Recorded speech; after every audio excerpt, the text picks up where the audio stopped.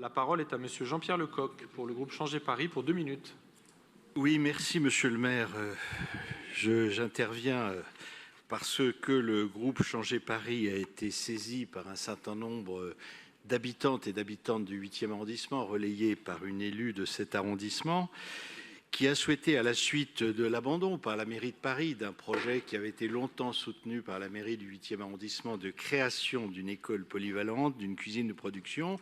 sur cet ancien garage acheté par la ville et qui se trouve à proximité, enfin dans le quartier de l'Europe, à proximité des voies ferrées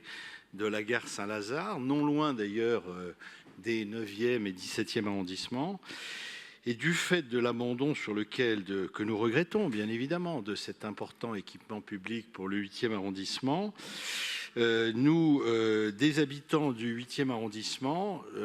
considèrent que c'est une opportunité unique de redonner vie à cet espace en prenant une autre direction tournée vers la transition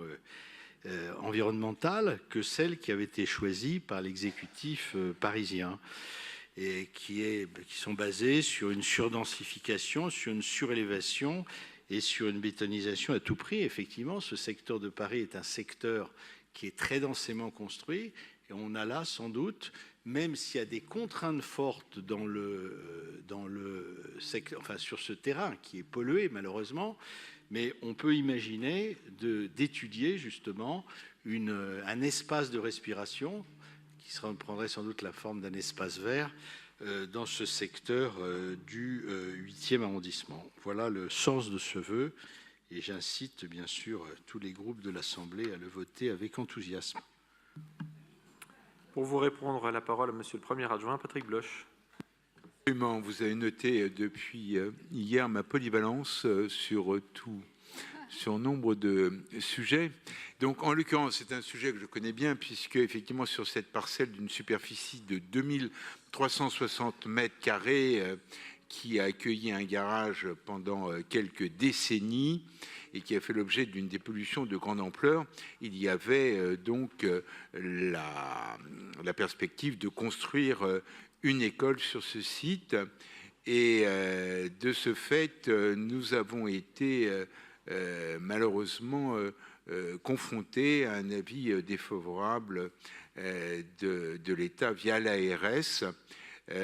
Mais cet avis défavorable ne porte que sur la construction d'une école et n'emporte pas une interdiction de construction parce que, évidemment, les normes pour les écoles sont plus conséquentes que pour les autres types de construction. Donc on l'a appris en juin dernier et nous en avons évidemment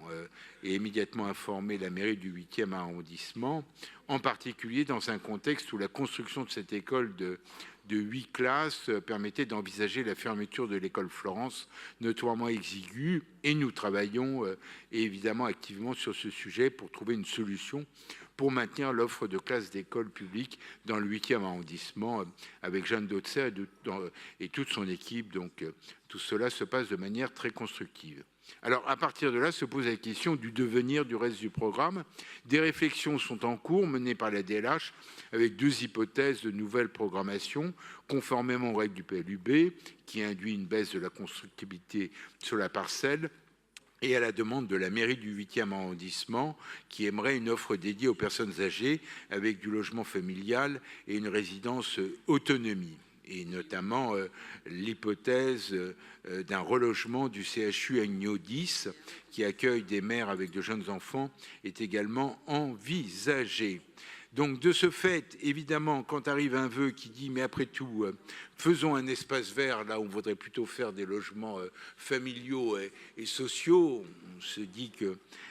voilà, la démarche n'est pas totalement évidemment innocente.